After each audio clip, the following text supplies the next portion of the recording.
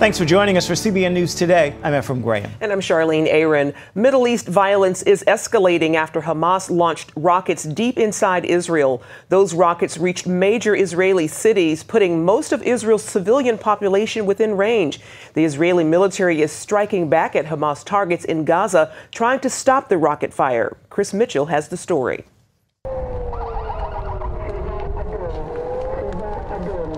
Israelis in Tel Aviv and Jerusalem ran for shelter as sirens warned of incoming rockets from Gaza.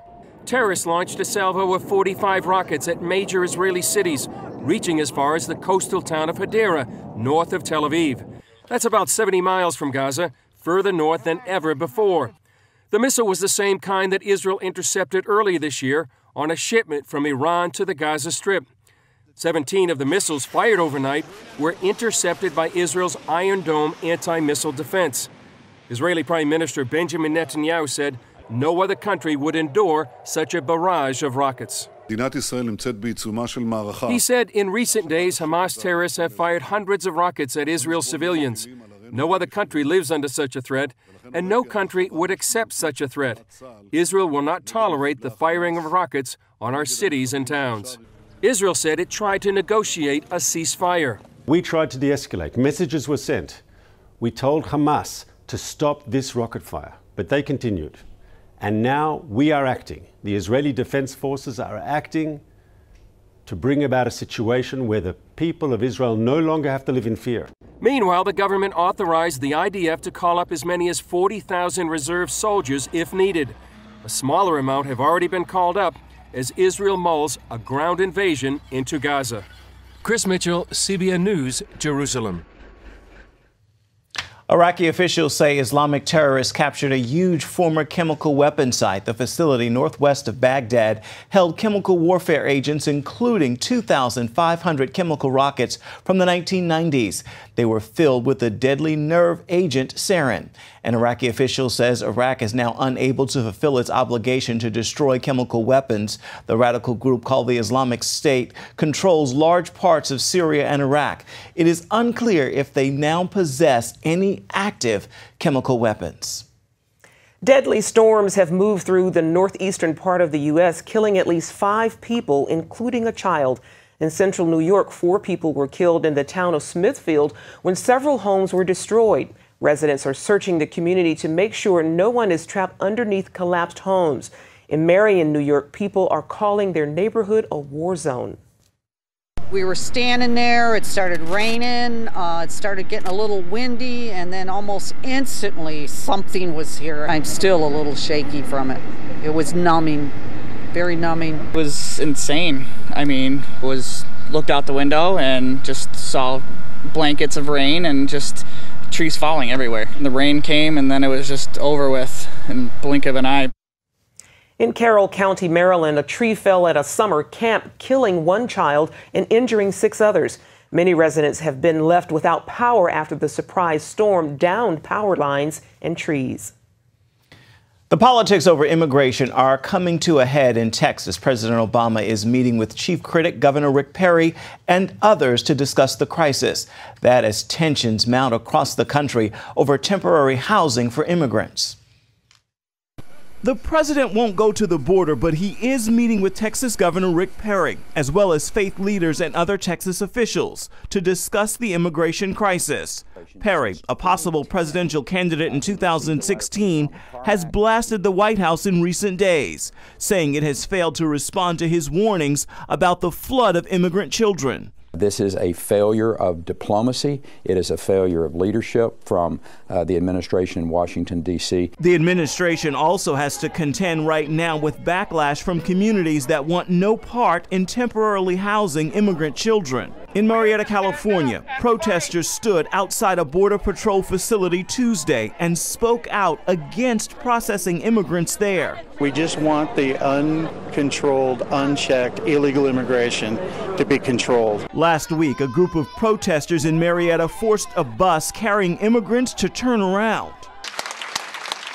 In League City, Texas, the city council received applause after it passed a resolution forbidding the federal government from housing immigrant children in the city. Fears is that we'll get 1,000 kids here in League City where are they going to be housed?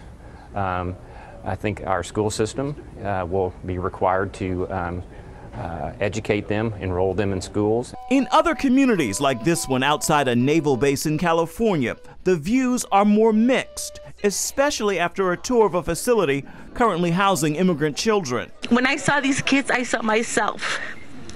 When I saw these kids and they were smiling, I knew that they're scared and that they're alone.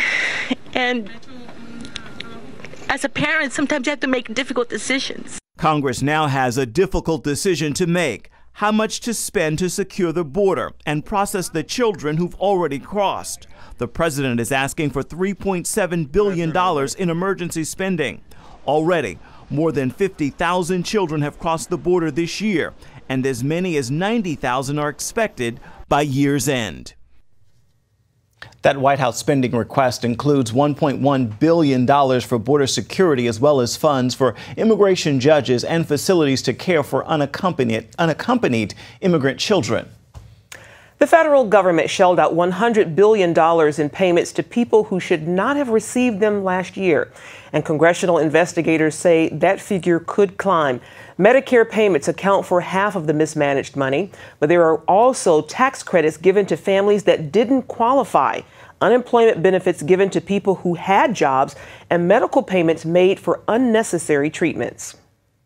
Whistleblowers in the scandal involving veterans hospitals say they suffered retaliation from their superiors.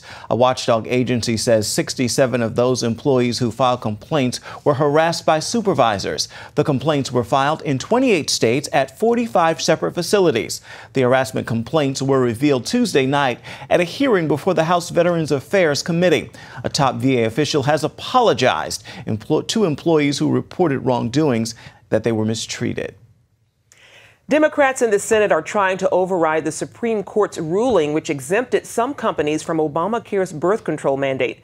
Senate Majority Leader Harry Reid says the ruling was outrageous. The Senate aims at undoing the ruling by passing legislation that would force companies with religious objections to provide contraception coverage, including what some groups view as abortion-inducing drugs. The bill would still have to pass the Republican-controlled House. A former Kentucky bank teller is suing her employer for allegedly firing her for saying, "Have a blessed day." Polly Neese worked for U.S. Bank in Walton, Kentucky for more than 20 years. For 2 years, she told customers, "Have a blessed day." In 2011, the bank told her she could no longer say the phrase, and she was later fired. She is now suing the bank for firing her because of her religious beliefs. U.S. Bank disputes that claim. It says some customers had complained about Neese's greeting and that after repeated warnings, she continued to say it. Polly Neese and her attorneys join us now by Skype. Now, Polly, telling customers to have a blessed day was the norm for you. Why was it important to say it? Well, I had heard it in 2009, and it made my day. And I thought, what a wonderful thing to say to folks as they're on their way out, just to wish them the best kind of day that you could have. Excellent. Did you ever hear of any complaints about saying the phrase? No, ma'am. As a matter of fact, if I didn't tell customers to have a blessed day, they would ask me, well, what happened to have a blessed day? Awesome. Well, Polly, the bank also says you talked to a customer about salvation. Tell us about that incident. Well, there was a situation where a customer had come into the bank, and I asked him to sign the check, and he took the Lord's name in vain. He did it not once, but he did it twice. I asked him to not do that, that was the worst thing that my ears could hear. That went straight to my heart. And, you know, he wasn't offended. He, as a matter of fact, told me to have a blessed weekend before he left. Jeff, Polly is suing the bank because she says it terminated her because of her religious beliefs. The bank denies that claim. What's your take on it? Actually, the evidence is quite clear that first she was disciplined for saying have a blessed day. That's in writing. There's no way to dispute that. And then she quit saying have a blessed day because she was told to. However, she also filed an Equal Employment Opportunity Commission complaint on the grounds that she had been discriminated against based on her religion. From that point forward, different little things would happen, and she was given a rough time by a new assistant manager. She met with her manager about this rough time with this assistant manager on one particular day. And in that conversation, Polly said, you know, I might as well go back to telling people to have a blessed day. She was frustrated and wanted to have her right to say, have a blessed day. That's what her EEOC complaint was all about. The day after she said that to her manager, she was fired. Randy, do employees have to leave their religious freedom at the door when they go to work? No, they don't. As a matter of fact, the law is very clear that an employer has to make a reasonable accommodation to an employee's religious beliefs. So, for example, in this case, if somebody really was offended by her saying, have a blessed day, all they need to do is go to her and say, Polly, don't say it to that person. But they refused to do that. In fact, they even refused to tell her who the person was who was offended. And in fact, in the depositions we've taken, they've been unable to identify a single customer who actually complained. What do you think this case might do for employees concerned about their right to express their faith at work? I think this case will help establish that the law is that they do have to accommodate the religious beliefs. They can't just engage in blanket prohibitions of religious expression. The employer here said that not only could she not say have a blessed day, that she was never to mention God or religion in the workplace at all. And they said, for example, if she wore a necklace with a cross on it, she would have to hide the cross, since she couldn't show that they wanted a God-free workplace is what they told her, which I think is ironic that they want a God-free workplace, but they're passing out money that says, in God we trust. Well, Polly Neese, Randy, and Jeff Blankenship, thank you guys so much for joining us. Thank you. Thank you. Thank you.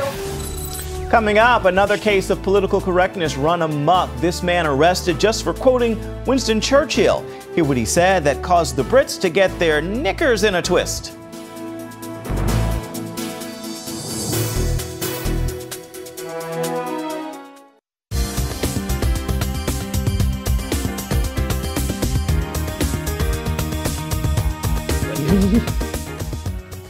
The U.S. House of Representatives has approved a 5-year renewal of the Commission on International Religious Freedom. The independent bipartisan commission reports on violation of religious rights abroad. It recommends actions the U.S. could take against countries that persecute or fail to prevent persecution of people of faith. The renewal is still pending the Senate's approval. Congressman Randy Hultgren says the case of Miriam Ibrahim in Sudan proves the need for this commission. Miriam was sentenced to death for refusing to recant her Christian faith. She remains in legal limbo at the U.S. Embassy in Sudan. Heavily armed Muslim fighters attacked a Catholic church in the Central African Republic, killing at least 17 people and leaving 10 others seriously wounded. The church compound was sheltering thousands of civilians. Officials say the attack occurred Monday when the fighters accused church officials of helping Christian militias operating in the area. Last week, a grenade attack on a mosque left 34 people wounded. Could you imagine being arrested just because you quoted a statement about Islam from a great leader like Winston Churchill? It sounds like something too bizarre even for Hollywood. But it did happen, and in Churchill's very own country, Britain. As Dale Hurd reports, some people in Britain believe they're losing their freedom of speech. British police make an arrest. The crime? Publicly reading the words of Winston Churchill about Islam. It may be 2014, but in Britain today it might as well be 1984, because Big Brother has decided that certain things can no longer be said. Paul Weston was arrested for quoting from Winston Churchill's book, The River War. How dreadful are the curses which Islam lays on its votaries, besides the fanatical frenzy, which is as dangerous in a man as hydrophobia in a dog. As a young officer, Churchill fought Muslim jihadists in the Sudan and believed that Islam was a dangerous religion. Weston chose to publicly quote Churchill because he knew that in today's politically correct Britain, comparing Islam to rabies, as Churchill did, would likely get him reported to police and arrested. It did. So I wanted to make the point there that if it's really become so bad in this country that you cannot quote the words of the greatest living Englishman, then we really need to look seriously about what we can still say in this country. Pastors, street evangelists, and political activists have all been hauled into police stations and either been arrested or warned for speaking out against topics like Islam, immigration, or sin.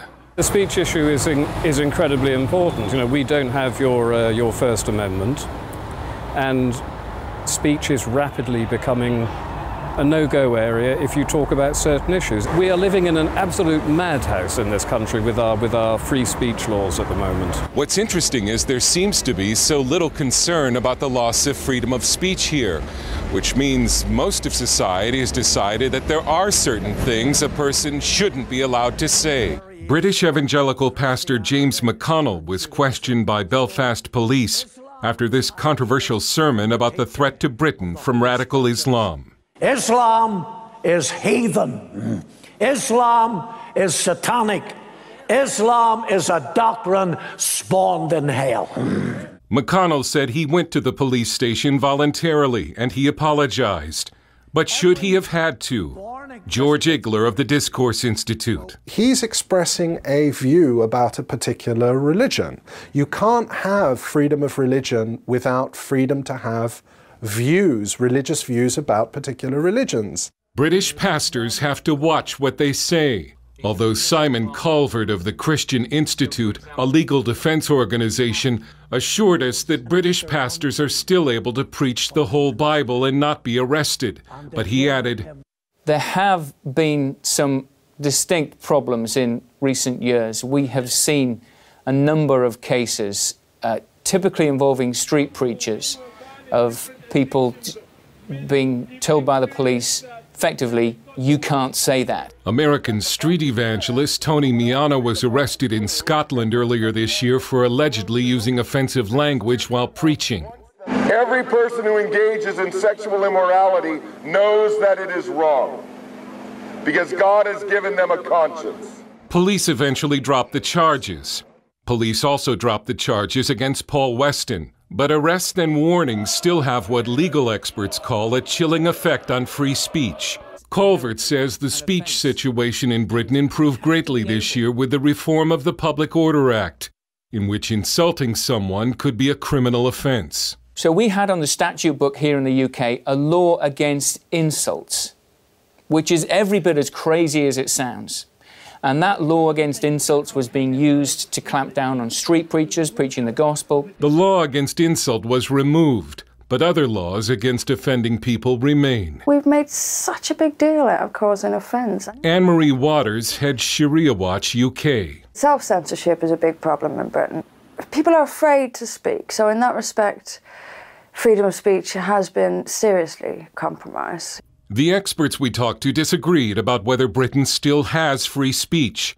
Calvert says yes. Igler says no. We are ultimately moving towards a situation where necessarily the state will have to tell us what kind of opinions are acceptable and what kind of opinions are not. Paul Weston says he will continue to test Britain's speech laws to show that speech in Britain is no longer free. You are not going to shut me up. I am going to say it. If you put me in prison, fine.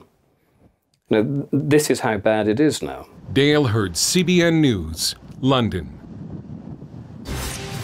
Up next, they're treated as outcasts, locked out from society. How CBN opened doors for this family and put life-changing tools in their hands.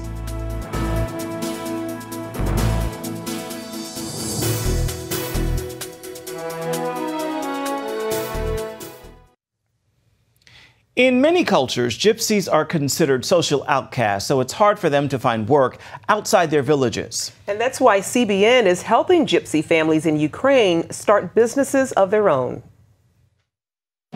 For generations, gypsy families in Ukraine have lived in a cycle of poverty. Christina's life has been filled with need and hunger. Everything is so hard here. When I get older and have children, I really want more for them. I don't want them to experience what I went through. So she works hard in school and wants to get a good job one day. I realized in the 6th grade what I want to become a hairdresser when I grow up. I asked my parents to pay for my hairdressing courses, but they said we didn't have enough money for food, let alone extra classes. Christina goes to a church supported by CBN. She gave her life to Christ and is now in one of the worship groups. I keep asking God to help make my dreams come true. At one of our summer camps in Ukraine, Christina met a volunteer who was teaching people to cut hair. She realized Christina has a natural talent for this kind of work. Thousands of gypsy families live in camps like this in western Ukraine. Considered social outcasts by society, it's very difficult for them to find work outside the camp. That's why we're helping Christina to learn job skills she can use right here in her own community. We knew Christina could succeed on her own, so we bought her all the tools she needed to start her own business. Now she's earning extra money for her family, and we helped her family start farming potatoes. Because of you, we're no longer hungry. I dreamed of being a hairdresser for a long time, and now it's reality. Thank you so much for helping us. The smile on her face says it all. I tell you, CBN at work around the world. You can find out more at cbn.com. We'll be right back. Finally today, the oldest person in America says trusting in the Lord is a key reason for living so long. Gertrude Weaver of Arkansas turned 116 on the 4th of July. She spent her birthday at home at Silver Oaks Health and Rehabilitation in Camden. That's about 100 miles southwest of Little Rock. Weaver gives 3 reasons for her longevity: trusting in God, trusting in the Lord, hard work, and loving everybody. And she says you have to follow God. Don't follow anyone else. Great advice. Excellent advice. And she looked amazing. 116. God bless you. God bless her. Well, that's it for now on CBN News Today. You can find more of our exclusive coverage of the issues you care most about at cbnnews.com. Take the time to tell us what you think about the stories you've seen here today. You can do it on Facebook or at CBN News on Twitter. Hope you'll join us again right here next time. Make it a wonderful Wednesday, everybody.